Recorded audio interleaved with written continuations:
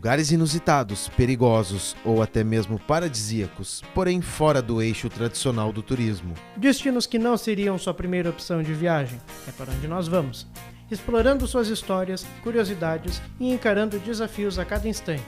Esse é o nosso objetivo. Eu sou Ricardo Maluf. Eu sou o Henrique Mendel e este é o Destino em Comum.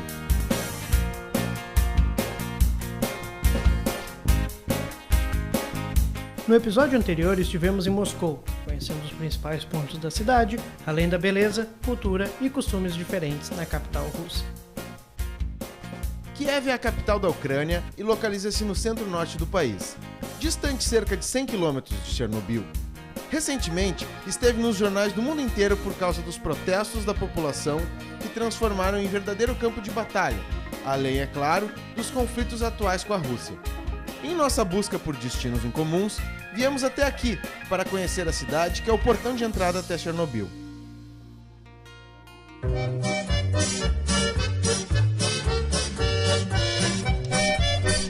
Hoje é nosso primeiro dia em Kiev. Nós estamos de frente à Catedral de Santa Sofia, construída entre 1011 e 1018, e a catedral mais antiga da Ucrânia.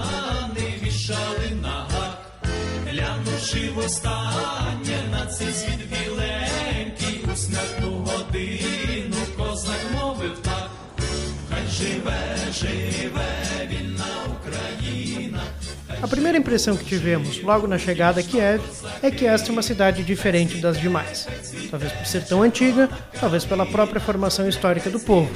Mas para o lado que você olhar, você verá história e cultura. São diversos museus, óperas, feira de artesanato, escolas e universidades. A maior delas, no centro da cidade, foi nomeada em homenagem ao poeta e escritor Taras Shevchenko.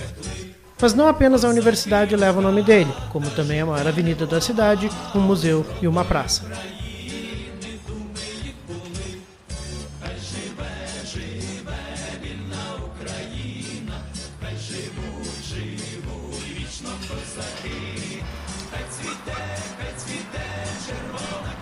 Esse é um dos principais parques de Kiev, em homenagem a Taras Shevchenko. Essa praça é um dos principais pontos de cultura e lazer das pessoas da Ucrânia que se encontram aqui para correr e se divertir.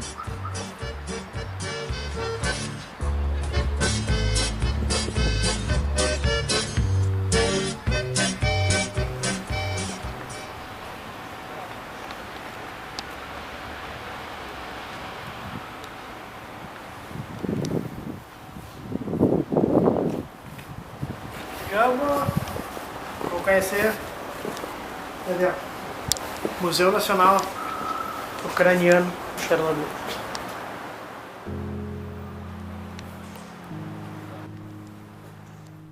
Já na entrada do museu nos deparamos com um relógio que marcava o horário exato do acidente. 1h23 na madrugada do dia 26 de abril de 1986. Naquela fatídica noite, técnicos estavam realizando testes de segurança em um dos 4 reatores da usina, que devido a uma soma de diversos fatores acabou explodindo. O museu em Kiev é dedicado a manter viva a história do acidente e de todas as pessoas diretamente envolvidas, com objetos pessoais, fotografias e documentos de quem trabalhou na usina ou ajudou no combate ao vazamento do material radioativo. É impressionante a coragem e o sacrifício destas pessoas, pois para a maioria isso significou graves problemas de saúde ou mesmo a morte. Sem estes heróis, certamente uma área muito maior seria inabitável atualmente. Essas 70 e poucas placas aqui são das cidades que foram evacuadas com a explosão do reator. E aí atrás tem uma indicação. Com a explosão do reator, houve o lançamento de material radioativo para a atmosfera, em uma nuvem com quase 2 km de altura, que devido ao vento, acabou se espalhando e chegando na Escandinávia.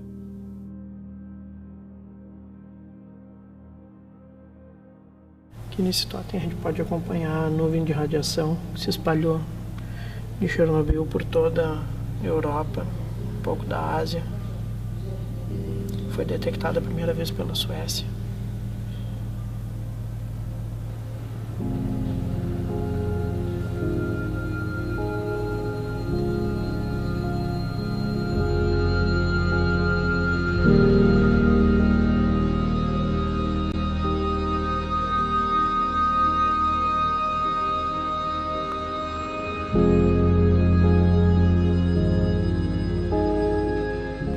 foi inaugurado, ele contava com cerca de 200 itens originais resgatados da região afetada pelo acidente, e hoje ele já conta com mais de 7.000 objetos que já foram desinfectados e que a gente tem a oportunidade de ver por aqui. E o local do museu foi escolhido para homenagear um corpo de bombeiros, né? Porque isso aqui antigamente era uma estação do Corpo de Bombeiros, e esse grupo foi um dos primeiros a responder o chamado de emergência no acidente. E aí, quando fizeram o museu, escolheram esse local para homenagear o grupo e para construir o museu aqui. Mesmo pequeno, o museu é de extrema importância para que a memória das pessoas que se sacrificaram em nome de um bem maior continue viva.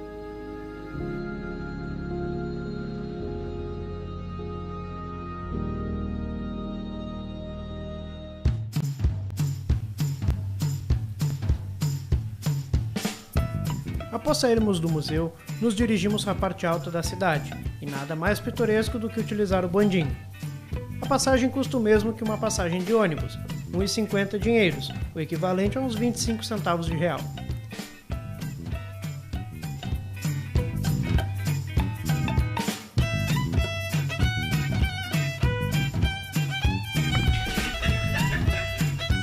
Havíamos combinado com o nosso anfitrião que ele iria nos levar para conhecer um bar local. My grandmother, she's dead 25 years.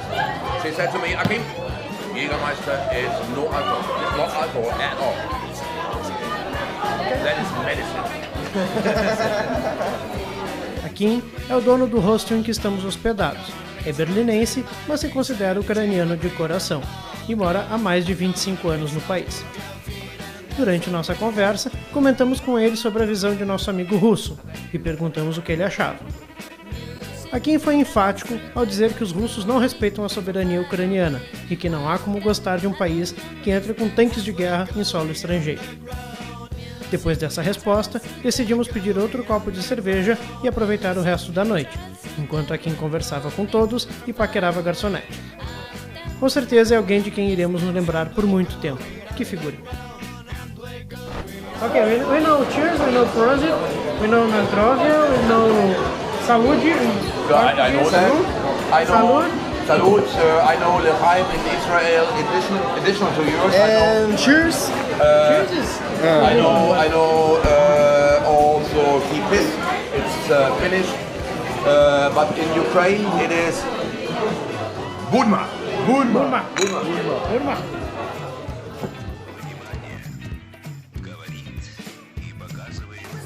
What's the name? This drink called in English helmet, in Russian language kaska. Casca. Ok. O primeiro copo daquilo ali é absinto puro.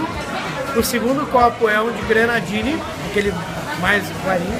E o terceiro copo é uma mistura de ervas, tipo Jägermeister, com Sprite para dar as bolinhas assim e dar um negócio bacana, dar um efeito bacana. Mas é uma pedrada, é uma pedrada.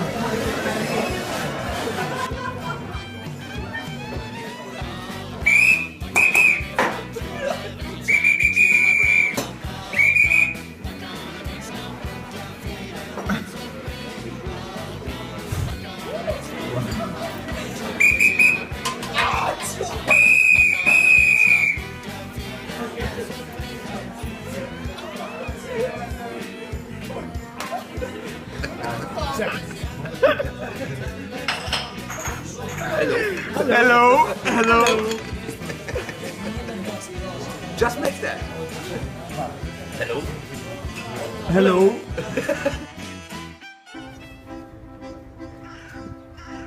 Por aqui, o inverno é extremamente rigoroso e de uma hora para outra pode desabar uma nevasca de parar a cidade. Estamos no mesmo local que estivemos algumas horas antes, a Praça Shevchenko, mas o cenário é completamente diferente. Dias depois, a gente está aqui de novo na Praça do Shevchenko, agora coberta por gelo e neve. O Shevchenko, então, que tem tudo do Shevchenko aqui, tem rua do Shevchenko, tem praça do Shevchenko, tem estátua do Shevchenko. Neve do Shevchenko. O Maluf não sabe quem foi, mas eu vou explicar pra vocês. É um jogador de Shevchenko, futebol, né? não, esse é outro. Outro. Shevchenko foi um escritor, poeta, famosíssimo aqui, um Mário Quintana nosso, podemos dizer, por que não? E, porra, tem tudo do Shevchenko aqui. Então tá lá ele, coitado, congelado lá, em meio a menos 9 graus, confere, produção. Tá por aí, cara. Tá frio pra caceta. O termômetro congelou aqui. É.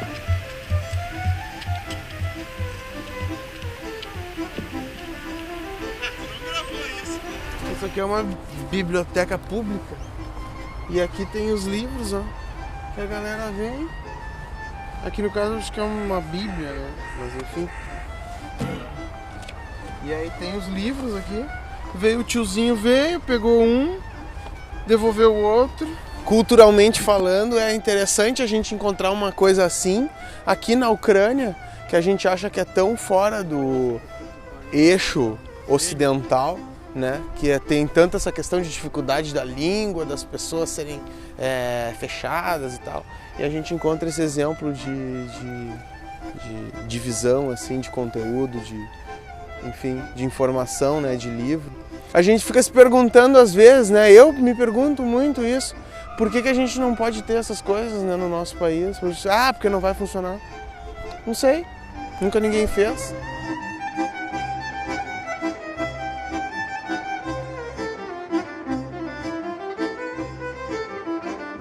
Chegou um tiozinho com um trator, com um material, uma mistura de sal com terra, que eles põem bem na passada e aí vai largando lá, ó, e vai botando aqui para as pessoas. Agora ele vai ir e voltar várias vezes para espalhar essa mistura aqui para dissolver o gelo que fica no na meio. verdade não é nem para dissolver, é para dar atrito com esse gelo todo que tem aqui para a galera não escorregar.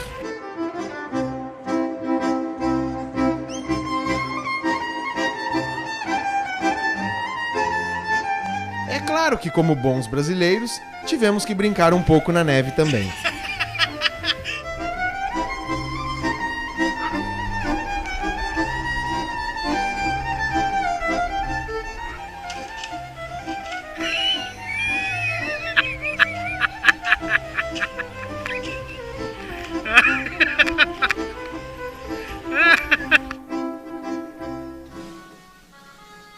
O que se vê caminhando pelas ruas de Kiev é uma Ucrânia muito mais capitalista e próxima da União Europeia do que imaginávamos, ainda mais se pensarmos no país como um dos mais importantes estados da antiga União Soviética e que está sofrendo tanto com a pressão russa e com uma possível guerra civil no horizonte.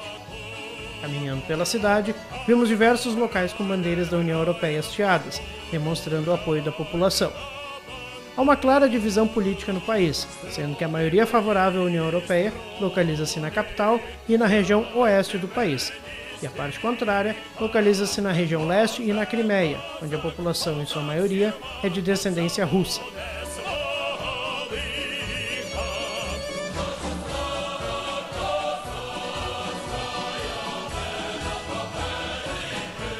Aqui na Praça da Independência, também conhecida como Praça Maidan, é o principal local onde acontecem manifestações e protestos políticos. Passamos por aqui em um dia tranquilo, por isso é muito difícil de imaginar este local transformado em um campo de batalha, com tiros, barricadas e coquetéis Molotov voando para todo lado. A mais recente manifestação, conhecida como Euromaidan, começou no final de 2013, com o governo ucraniano suspendendo um acordo de aproximação com a Europa. Milhares foram às ruas para protestar, e à medida que as forças policiais reprimiam violentamente os manifestantes, mais e mais pessoas juntavam-se aos protestos. A espiral de violência foi tão grande que em pouco tempo o presidente Yanukovych renunciou, o que possibilitou ao novo governo retomar as negociações que aproximaram o país da Europa.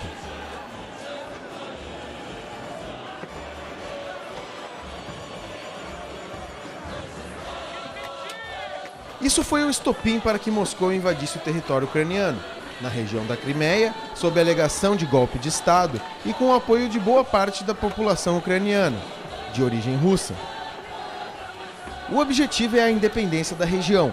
Países ocidentais europeus e os Estados Unidos condenaram a invasão russa e ameaçaram Moscou com sanções econômicas.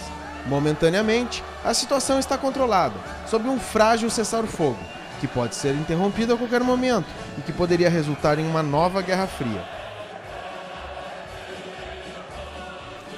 É uma sensação incrível estar em um local destes e ver como um povo organizado consegue exigir seus direitos e alcançar seus objetivos.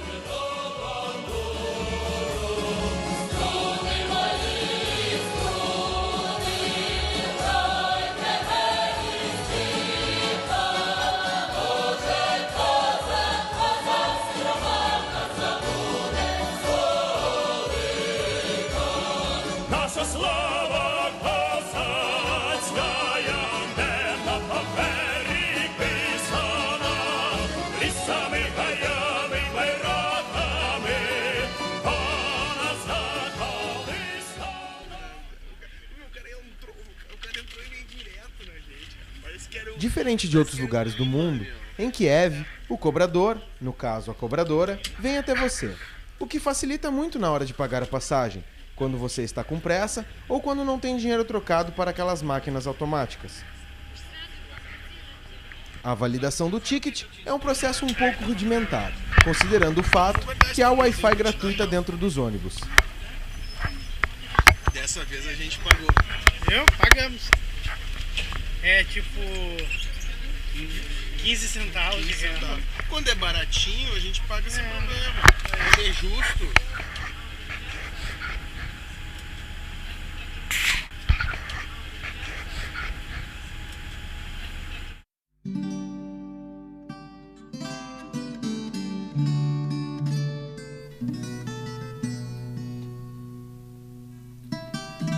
A estátua da Mãe Pátria foi erguida em 1981, em homenagem aos combatentes mortos na Segunda Guerra Mundial.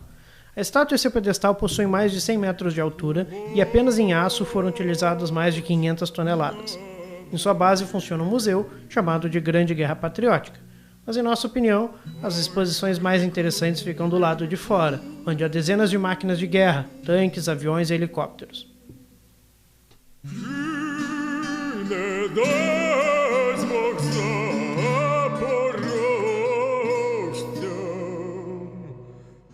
На рік поту, чи не дасть Бог запорожцям, хоч на рік поту. Наші шаблі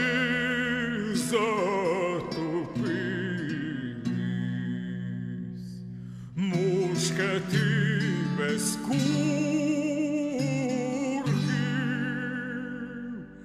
наше серце козацьке не боїться. O que tá achando, Mano? Tô achando que tá horrivelmente frio. Tô esquentando minha mão na luz.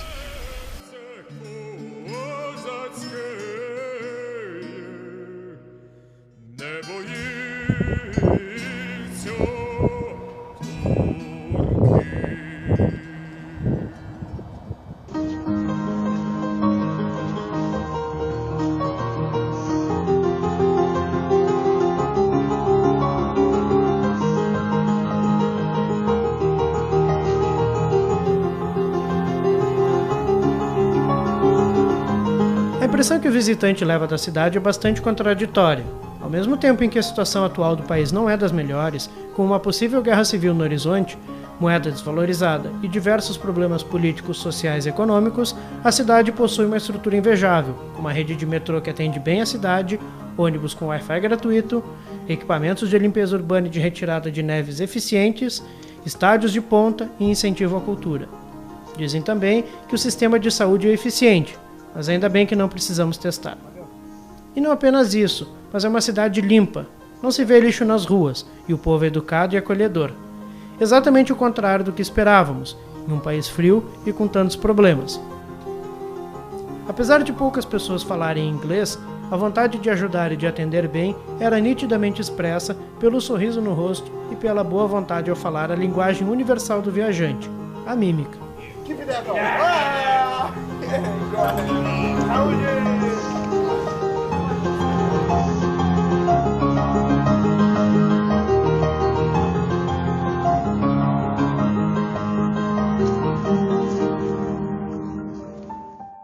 Chernobyl, um nome que causa arrepios em muitas pessoas.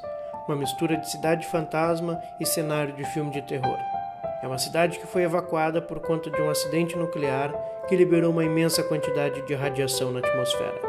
É para lá que estamos indo, voltar ao passado e visitar uma cidade que está praticamente intocada há quase 30 anos.